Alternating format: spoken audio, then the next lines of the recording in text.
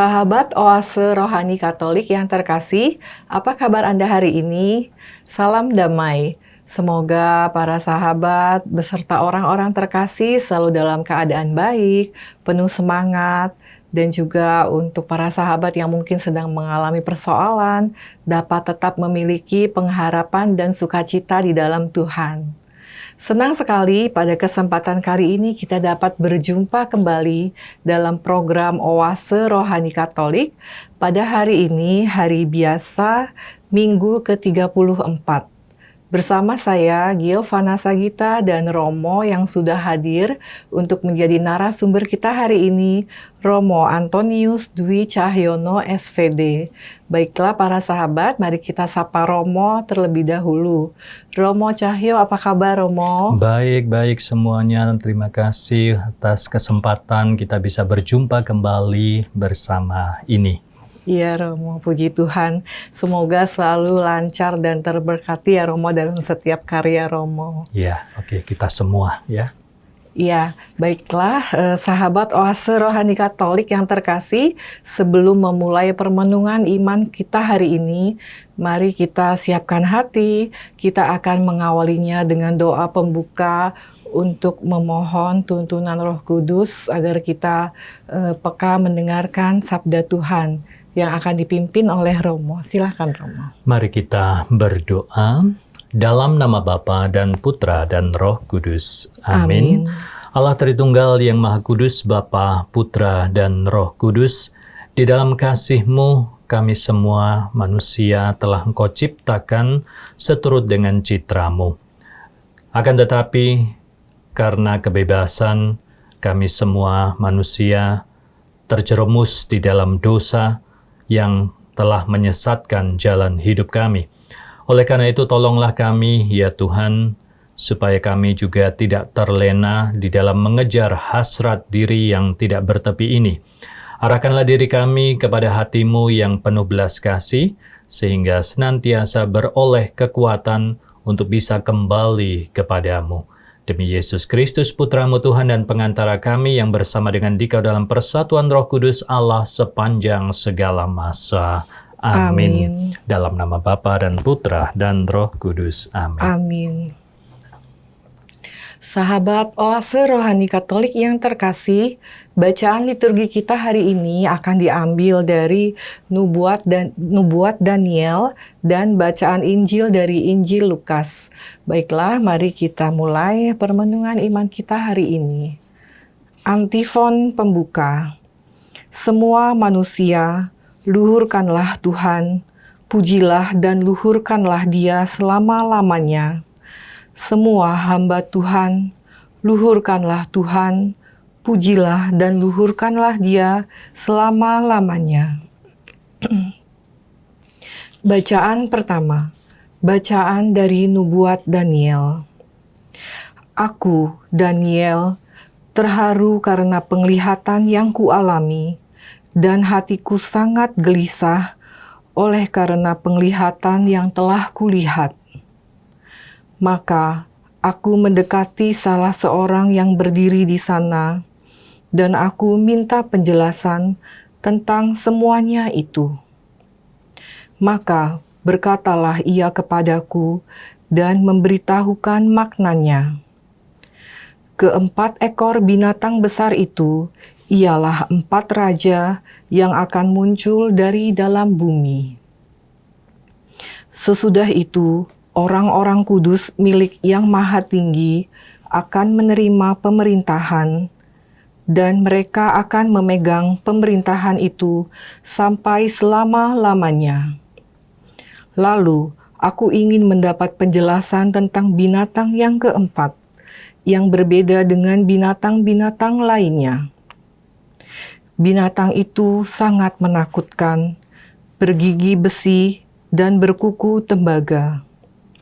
Binatang itu melahap dan meremukkan mangsanya, dan sisanya diinjak-injak dengan kakinya.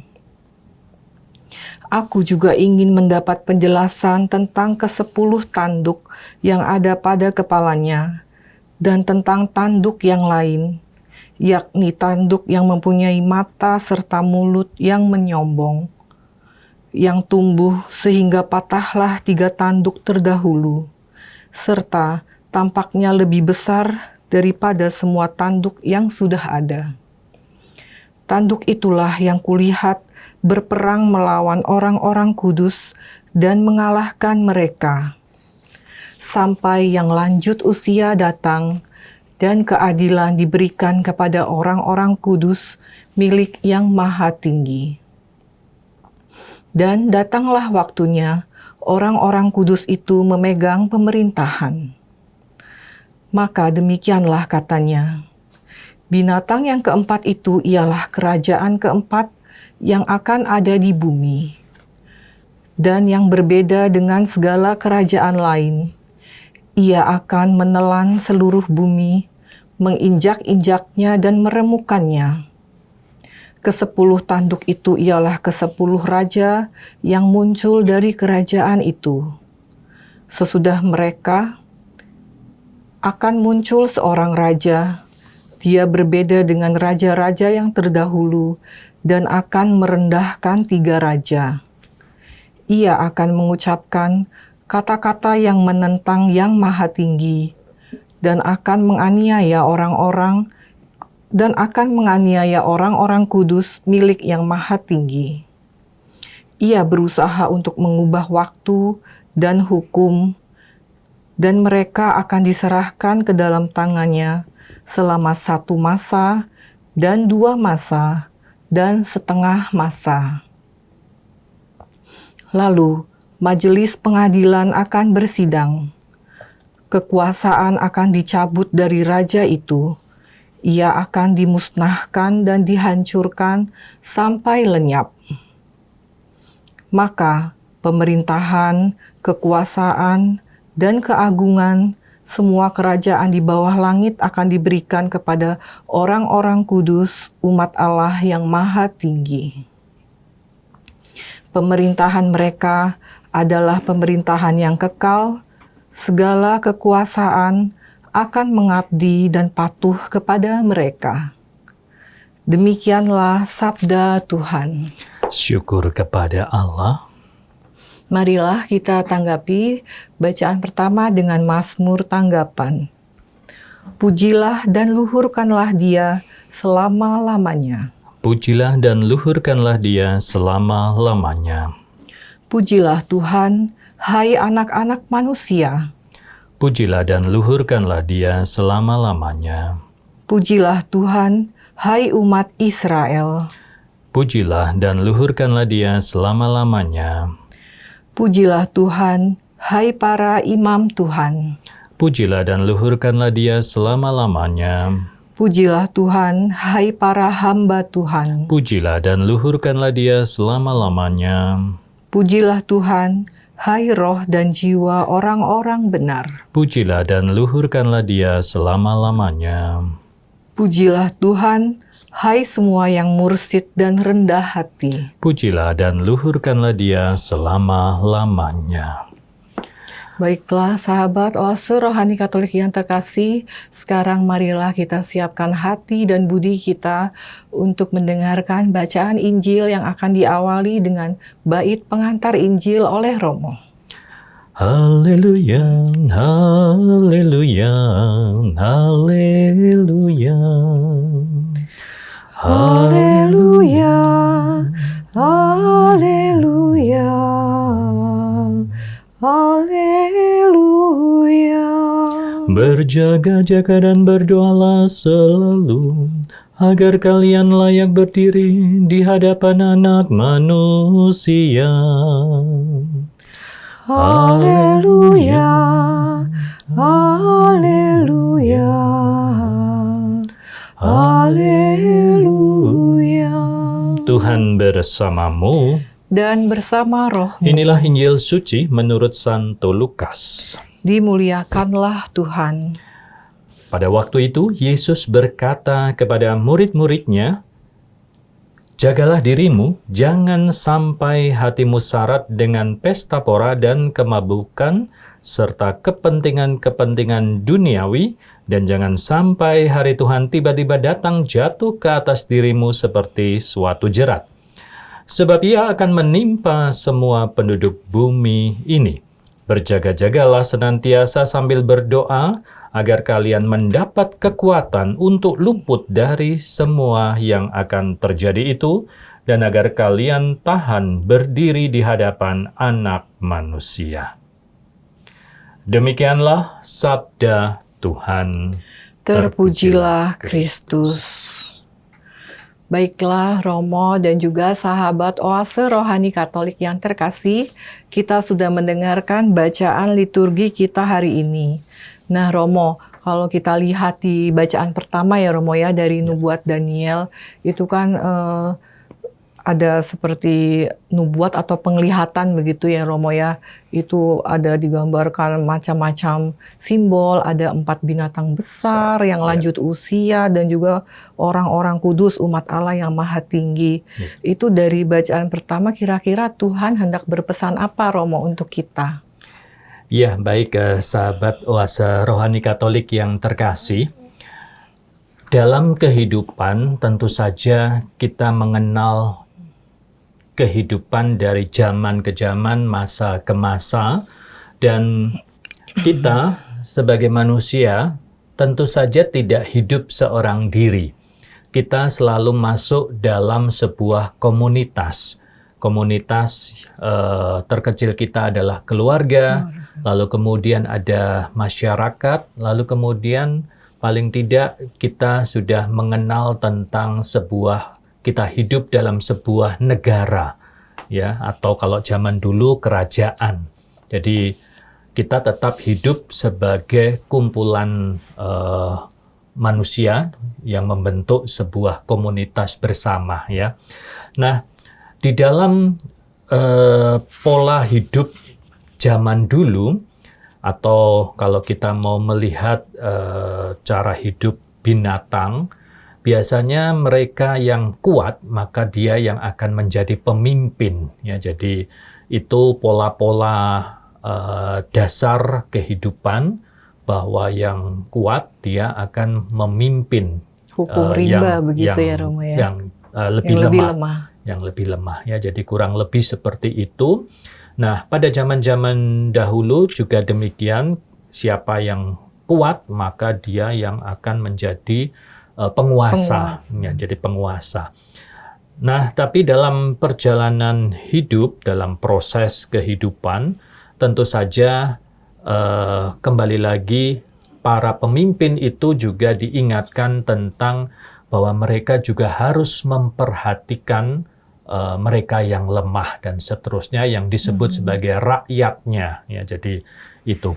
Akan tetapi terkadang karena kesombongan dan sebagainya, merasa diri kuat, maka seringkali juga para pemimpin ini bertindak seenaknya. Ya, jadi kurang lagi memperhatikan masyarakatnya atau juga rakyatnya, dan terlalu memperhatikan dirinya sendiri. Ya, jadi itulah. Maka selalu muncul orang-orang yang hendak mengingatkan, ya, selalu saja di dalam sebuah pemerintahan, di sebuah kehidupan bersama, selalu saja ada orang yang juga punya niat baik untuk mengingatkan.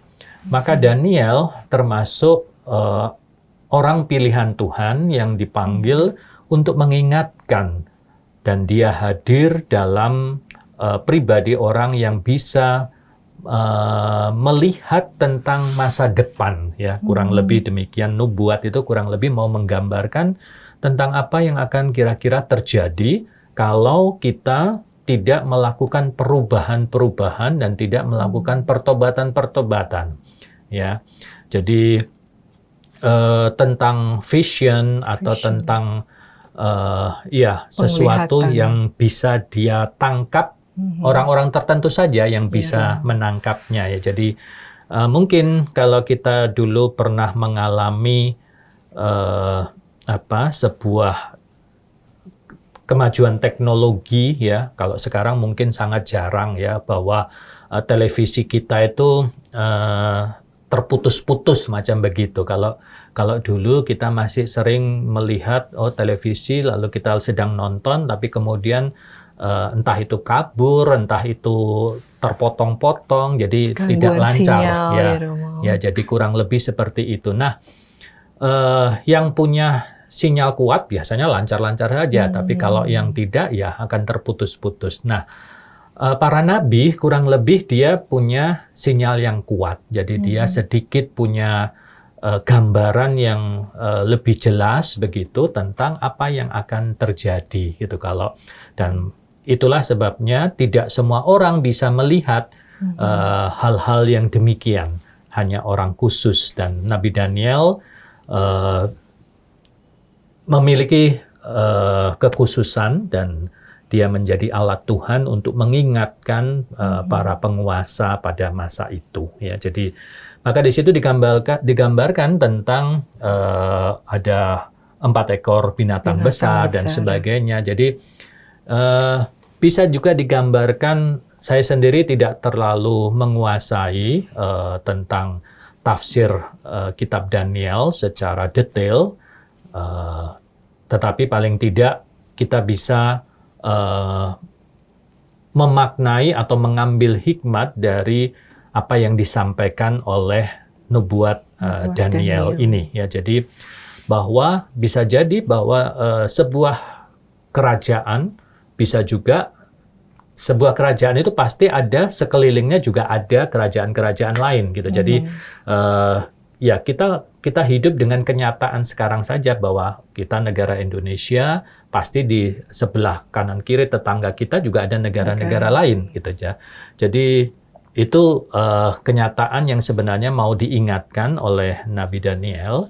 Kalau kita kadang sombong gitu kan, sebuah negara yang sombong, maka kalau kita tidak hati-hati ya kita bisa hancur gitu. Jadi entah itu dari dalam sendiri, entah itu dari negara-negara dari luar. Ya, jadi seperti itu. Jadi Daniel mengingatkan kita bahwa dalam kehidupan itu bisa seperti itu. Akan tetapi yang lebih penting bahwa kita dipanggil, kita diingatkan untuk selalu mawas diri, lalu kemudian kita juga kadang kita dalam posisi tertekan ya, ketika penguasa itu adalah orang-orang yang punya niat tidak baik, maka rakyatnya bisa sangat menderita. Ya, jadi itu terkadang situasinya bisa seperti itu.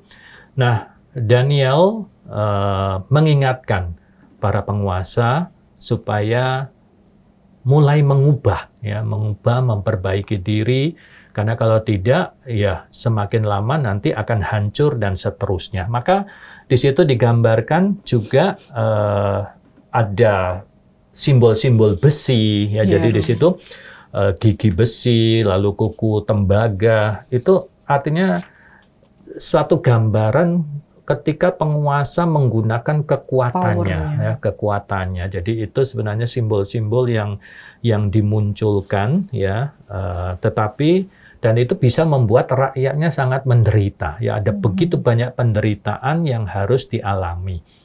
Nah,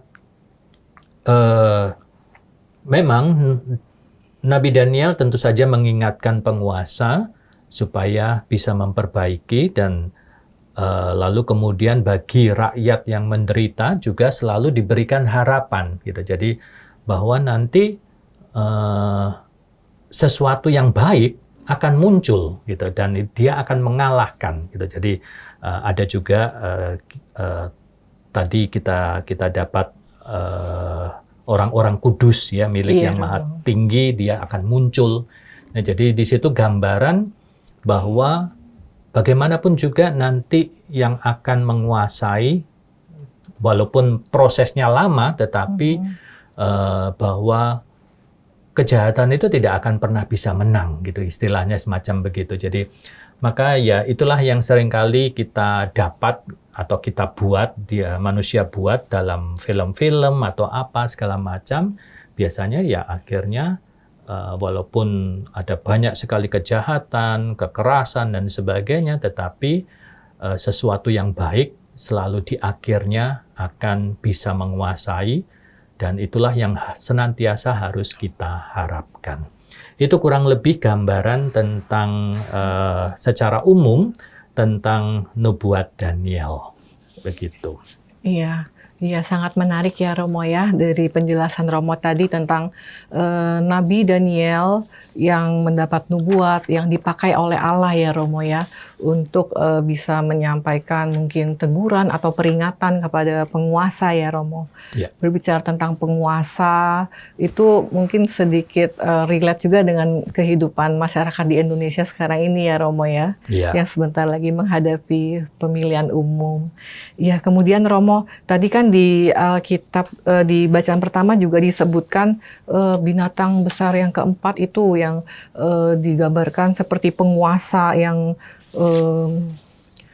digambarkan di sini dia akan menganiaya orang-orang, bisa menginjak-injak, meremukkan. Ini kan berarti kita seperti membayangkan bahwa saat penguasa tersebut yang berkuasa itu akan ada kesusahan-kesusahan besar begitu ya Romo ya.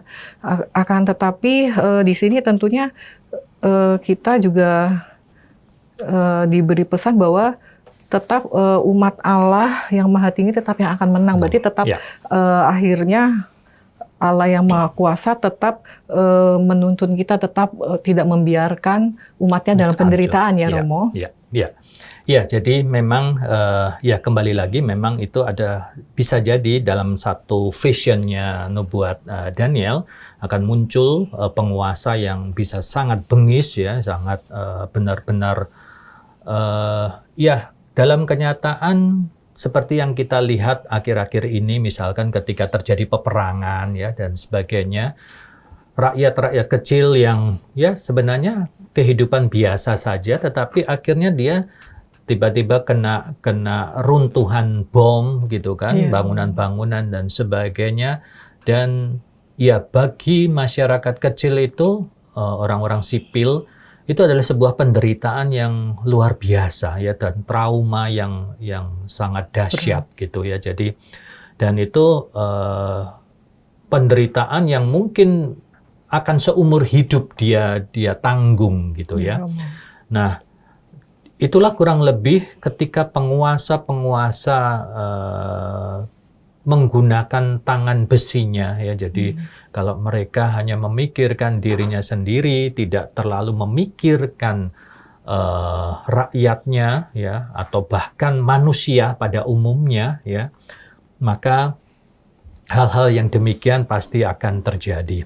Tetapi kita juga selalu diingatkan bahwa dalam situasi yang menderita, situasi yang benar-benar terpuruk dan banyak sekali ketidakadilan, kita diingatkan bahwa Tuhan itu tetap menyertai kita. Tuhan itu sebagai harapan kita bahwa suatu saat nanti akan ada keadilan yang akan datang. Ya, jadi, nah itulah juga terkadang kita harus yakin dengan itu ya. Jadi makanya kalau kita membaca kembali apa yang terjadi misalkan di negara kita gitu kan, ada banyak sekali kasus-kasus yang kita sudah merasa tidak adil gitu, tetapi kita mau melawan, kita mau membalik atau ya semacam menunjukkan keadilan, kita tidak mampu. Tetapi dalam proses berjalannya waktu ya ada beberapa hal yang kemudian bisa diungkap kembali, lalu keadilan itu mulai muncul lagi dan seterusnya ya. Jadi inilah sebuah perjuangan, dan bagi kita yang percaya kepada Tuhan secara khusus, kita itu harus punya harapan gitu. Jadi mungkin tidak saat ini, tetapi dalam berjalannya waktu keadilan itu akan ada, keadilan itu juga akan muncul, dan pemenangnya adalah kebaikan, macam begitu. Iya, baik. Terima kasih Romo untuk permenungan iman yang sudah diberikan untuk kita semua. Kita tadi sudah kembali diteguhkan, dikuatkan bahwa dalam kita mengalami kesusahan, ketidakadilan, tentunya Tuhan Allah tidak akan pernah membiarkan anak-anaknya untuk mengalami penderitaan seorang diri ya Romo ya. Baiklah Romo dan juga sahabat Oase Rohani Katolik yang terkasih, kita sudah berbincang-bincang di sesi pertama. Nantinya di sesi kedua kita akan melanjutkan dialog iman kita. Sahabat Oase Rohani Katolik yang terkasih, kita akan jeda sejenak, tetaplah bersama kami.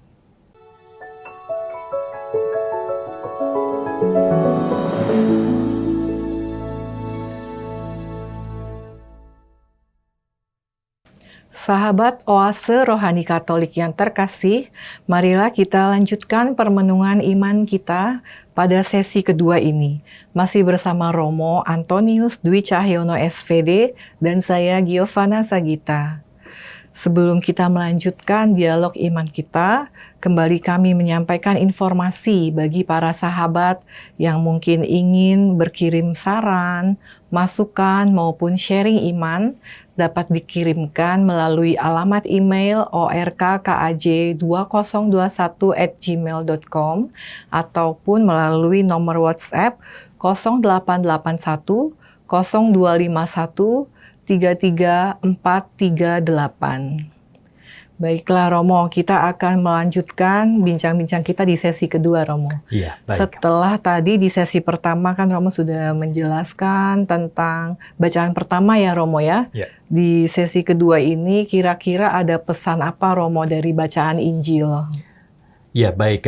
Sebelum saya sedikit berbicara mengenai Injil Lukas, kita memasuki hari terakhir ya sebenarnya dalam tahun liturgi A ya, jadi benar-benar hari terakhirnya ya, karena besok hari Minggunya kita sudah memasuki tahun baru liturgi tahun B ya. Jadi sebenarnya apa yang kita lakukan selama 1 tahun perjalanan itu sebenarnya mau menggambarkan perjalanan hidup kita, bagaimana kita mencoba untuk mengenal Tuhan Yesus bersama-sama dengan penginjil Matius. Ya, jadi pada Injil Matius lebih banyak dipakai selama 1 tahun yang lalu ketika hari Minggu. Ya, jadi hari Minggu itu kita selalu mendengarkan Injil Tuhan itu dari penginjil Matius. Tetapi untuk hari-hari biasa memang bisa ada selang-selingnya. Seperti hari ini memang diambil dari Injil Lukas. Ya. Tetapi pada dasarnya perjalanan kita 1 tahun, ya, kurang lebih 1 tahun kita ingin lebih dekat lagi dengan Tuhan Yesus, ya. Kita ingin lebih dekat dengan Tuhan Yesus, dan pada dasarnya kembali lagi kita selalu diingatkan bahwa di dalam perjalanan seperti tadi dalam nubuat Daniel, kita juga diingatkan bahwa kita pun bisa menjadi seorang penguasa. Ya, penguasa itu tidak harus sebuah negara, tetapi entah dalam lingkup yang paling kecil, misalkan dalam keluarga, kita juga bisa menjadi penguasa di dalam keluarga kita. Ya, entah itu sebagai orang tua, di mana peran kita, apakah kita juga menggunakan tangan besi kita supaya yang lain anggota keluarga juga tunduk kepada kita dan sebagainya. Jadi apa yang dinubuatkan oleh Daniel tentu saja juga bisa mengena untuk kita semua, ya. Lalu berkaitan dengan Injil, tentu saja kita diingatkan untuk senantiasa berjaga-jaga, ya. Apa yang harus kita buat? Maka dengan mendengarkan sabda Tuhan, kurang lebih mengikuti apa yang dinasihatkan oleh penginjil. Kalau tahun lalu atau tahun ini masih dengan penginjil Matius, maka apa yang harus kita buat, ya. Jadi kurang lebih seperti itu, bahwa kita harus berjaga-jaga, kita juga harus menyiapkan hati kita terus-menerus membaharui diri, ya, supaya kita juga pada akhirnya beroleh kebahagiaan. Kita bisa bersatu, ya. Jadi seperti hari Minggu yang lalu kita merayakan Hari Raya Kristus Raja Semesta Alam, dan itulah harapan kita terakhir, bahwa Yesus Kristus akan meraja, dan itu akan membuat apa yang selama ini kita rasa tidak adil di dunia, itu akan diberikan oleh Tuhan sendiri.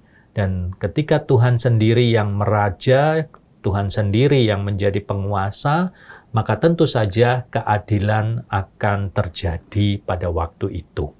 Ya, jadi di sini kita diingatkan untuk apa yang harus kita lakukan tahap demi tahap gitu kan, selama kita hidup di dunia ini, walaupun mungkin kita mengalami sampai saat ini pun kita masih mengalami ketidakadilan, banyak sekali ketidakadilan, tetapi kita hendaknya tidak sampai kemudian ikut-ikutan ya. Jadi kita justru dipanggil untuk tetap setia, kita selalu berjaga-jaga, kita tekun berdoa. Ya, jadi doa itu sebenarnya lebih urusan pribadi kita dengan Tuhan, dan itu membantu kita untuk ketika kita mengalami penderitaan, ketika kita mengalami kecemasan, kita selalu punya Tuhan, kita masih berpegang pada Tuhan, bahwa kita yakin Tuhan akan memberikan kebaikan, ya, Tuhan akan menunjukkan jalan kepada kita gitu. Jadi maka selalu kalau situasi yang seperti ini, saya ingat lagu El Shaddai gitu. Jadi bagus sekali bahwa ya, tak usah ku takut, tak usah ku cemas, Tuhan selalu membimbing, menjaga gitu kan. Jadi karena Dia maha besar, Dia maha kuat dan seterusnya. Jadi itu kurang lebih apa yang bisa kita ambil hikmatnya dalam bacaan-bacaan ini, bahwa kita senantiasa bertekun dengan segala hal-hal yang baik ya. Jadi jangan kemudian kita ikut-ikutan melakukan yang tidak baik ketika terjadi banyak sekali ketidakadilan, kejahatan dan sebagainya. Ya Romo. Ya Romo, jadi pesan dari Injil ini ya Romo ya, supaya kita berjaga-jaga ya Romo. Iya. Kemudian kan di Injil ini juga ada dibilang, jagalah dirimu jangan sampai syarat dengan pesta pora dan kemabukan gitu ya Romo ya. Mungkin terkadang dalam hidup Romo kita kan mungkin tidak hanya yang ekstrim seperti pesta pora dan kemabukan gitu ya Romo, yang dapat mengalihkan pandangan kita dari Tuhan Romo. Mungkin seringkali juga kita sibuk dengan berbagai urusan dalam hidup Romo, seperti pekerjaan, keluarga, atau keinginan-keinginan kita gitu ya Romo. Itu bagaimana Romo supaya kita tidak melupakan sisi rohani, tetap peka dengan kehendak Tuhan? Iya, ya kembali lagi itu semua disadarkan supaya kita jangan sampai terlalu fokus dengan hal-hal yang duniawi itu. Maka seringkali saya memberikan ilustrasi sama seperti tadi dari nubuat Daniel tentang kejahatan dan juga kebaikan. Maka kehidupan kita ini juga ya ibarat sisi gelap dengan sisi terang gitu. Jadi, nah kita selalu membayangkan bahwa kalau kita bersama dengan Tuhan, itu seakan-akan sama seperti kita sedang membawa cahaya gitu kan. Kita berjalan dengan membawa cahaya. Nah, kalau kita berjalan dengan membawa cahaya, artinya hidup kita terang gitu kan. Yang pertama, kita bisa melihat jalan kita, itu yang pasti. Dengan membawa terang, kita akan mampu melihat jalan kita. Lalu yang kedua, dengan hidup kita terang, orang juga akan melihat kita, gitu. Jadi dan dengan demikian, kalau orang lain bisa melihat kita, tentu saja dia juga tidak akan menabrak kita, dia juga tidak akan mungkin mengganggu kita dan sebagainya. Ya, jadi ada dampak-dampak ketika yang lebih baik, yang lebih positif kalau kita selalu berjalan membawa terang. Jadi memang ya dari diri kita harus mengingatkan diri kita sendiri, apakah kita mau berjalan dalam gelap atau kita mau berjalan dalam terang gitu. Jadi nah paling tidak maka nasihat-nasihat dari gereja ya paling tidak kita 1 minggu sekali datang ke gereja gitu kan. Jadi kalau kita mau melihat pakai ukuran perjalanan hidup 1 tahun 365 hari ya kan. Nah, kalau kita bisa menggunakan cara itu sekarang, misalkan kalau saya setahun cuma 2 kali hanya Natal dengan Paskah gitu kan. Dari 365 hari kita hanya 2 hari gitu kan. Jadi kita bisa merasakan sangat minim sekali ya gitu. Lalu kemudian kalau misalkan 1 minggu sekali juga hanya 52 ya, 52 minggu ya, hanya 52 kali dari 365. Jadi maka kita juga bisa melihat ternyata tidak sampai setengahnya juga gitu. Itu pun kita baru 1 minggu sekali gitu kan. Nah, oleh karena itu dengan adanya ya sedikit perhitungan itu, paling tidak kita juga bisa melihat berarti saya harus menambah gitu. Justru jangan mengurangi. Jadi yang sudah cuma 1 minggu itu pun ya berarti kita harus tambah lagi ya gitu. Romo. Jadi memang ya dengan kesadaran itu sebagai alat bantu untuk membantu kita semakin menyadari bahwa ya kita memang juga harus berjuang ya untuk mendekatkan diri pada Tuhan, karena ya Tuhan itu ibarat terang dalam hidup kita gitu. Jadi kalau kita menyadari itu, maka kita juga akan bisa selalu ingat juga paling tidak, dan dengan itu kita senantiasa berjaga-jaga ya. Jadi ya maka paling tidak minimal dengan berdoa ya. Dengan berdoa itu kita ingat kepada Tuhan kita gitu. Kurang lebihnya seperti itu. Iya Romo. Jadi kita memang harus mengupayakan ya Romo ya untuk terus tekun berdoa dan mendengarkan sabda Tuhan ya Romo dari Alkitab. Kemudian Romo, dari bacaan Injil ini juga ada satu frase kalimat yang cukup menarik Romo, yang dikatakan di akhir itu supaya kalian tahan berdiri di hadapan anak manusia, begitu Romo. Itu apakah menunjukkan bahwa sebegitu tidak layaknya manusia begitu Romo di hadapan Tuhan? Iya, pada akhirnya sebenarnya bukan soal benar-benar tidak layak ya, tetapi ya kita menyadari bahwa kita manusia sudah jatuh dalam dosa, kita sudah mengingkari Tuhan, tetapi bagaimanapun juga kita ini selalu terpanggil untuk kembali lagi pada Tuhan ya, karena kita adalah milik Tuhan.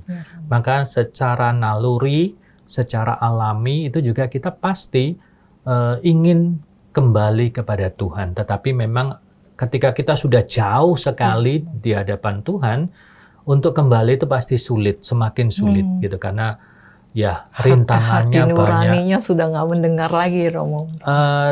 Tetap ada hati nuraninya akan terpanggil, cuma karena ketika kita sudah jauh sekali, perjuangan untuk kembali itu lebih sulit gitu, karena rintangannya juga semakin banyak gitu. Jadi maka ya sebelum kita terlalu jauh dari Tuhan, maka ya paling tidak kita perlahan-lahan sudah mulai kembali mendekatkan diri pada Tuhan. Melalui Ekaristi kita mendengarkan sabda Tuhan, kita bersatu dengan Tuhan dengan menyambut tubuh Kristus ya. Jadi itulah proses-proses kita untuk bisa kembali lagi kepada Tuhan. Ya baik, terima kasih Romo untuk semua permenungan iman yang sudah diberikan. Mungkin boleh diberikan Romo kesimpulan permenungan iman kita hari ini dari sesi ke-1 dan ke-2 Romo. Ya baik, sahabat-sahabat Oase Rohani Katolik yang terkasih, melalui sabda Tuhan hari ini tentu saja kita selalu diingatkan supaya kita juga tidak terlalu menyombongkan kekuatan kita ya. Jadi para penguasa yang juga selalu diingatkan supaya jangan bertindak merasa diri paling hebat, karena kita bagaimanapun juga tetap adalah ciptaan. Masih ada yang lebih berkuasa, lebih kuat dari kita, yakni Tuhan sendiri. Maka selalu digambarkan bahwa kebaikan itu pada akhirnya nanti juga akan menang, kebaikan itu akan menguasai ya. Memang butuh sebuah proses, kalaupun kita saat ini mengalami ketidakadilan dan sebagainya, tetaplah berharap. Dan itulah kunci dari iman kita, iman, harap, dan kasih. Ya, jadi kalau kita percaya kepada Tuhan, selalu saja kita punya harapan bahwa Tuhan akan memberikan yang terbaik kepada kita. Demikian. Ya, baik. Terima kasih Romo untuk inspirasi iman yang sudah diberikan. Kiranya dapat menguatkan dan meneguhkan iman kita. Dan semoga juga kita bisa selalu menjaga pikiran, perbuatan, dan tingkah laku kita untuk kita arahkan semuanya untuk kemuliaan Tuhan. Ya. Baiklah Romo dan juga sahabat Oase Rohani Katolik yang terkasih, tanpa terasa kita sudah sampai di akhir acara. Kita akan menutup permenungan iman kita hari ini dengan doa dan berkat penutup dari Romo. Silakan Romo. Dalam nama Bapa dan Putra dan Roh Kudus. Amin. Allah Tritunggal yang Maha Kudus, Bapa, Putra, dan Roh Kudus, terima kasih Engkau telah menyertai seluruh perjalanan hidup kami, secara khusus dalam perjalanan liturgi tahun A ini. Tuhan, kami telah berjuang untuk bisa semakin mengenal-Mu dalam diri Yesus Kristus, akan tetapi dengan berbagai macam kelemahan yang ada dalam diri kami harus akui bahwa kami belum bisa mengenal sepenuhnya Engkau. Oleh karena itu, tuntunlah kami untuk di tahun liturgi B ke depan ini, agar kami juga bisa memulai kembali perjalanan pesiarahan hidup kami, dan kami juga semakin mengenal Engkau dengan lebih baik, dan kami juga tetap menyerahkan seluruh kehidupan kami hanya dalam naungan-Mu. Demi Kristus Tuhan dan pengantara kami. Amin. Amin. Tuhan bersamamu Dan bersama Roh-Mu. Semoga Allah yang Maha Kuasa mencurahkan berkat melimpah untuk kita semua, Bapa, Putra, dan Roh Kudus. Amin. Sahabat Oase Rohani Katolik yang terkasih, terima kasih sudah setia bersama kami dalam permenungan iman kita hari ini. Kita akan berjumpa kembali di Oase Rohani Katolik edisi berikutnya. Saya dan Romo, kami berdua pamit undur diri. Kami ucapkan selamat melanjutkan karya dan aktivitas Anda. Tuhan memberkati. Salam.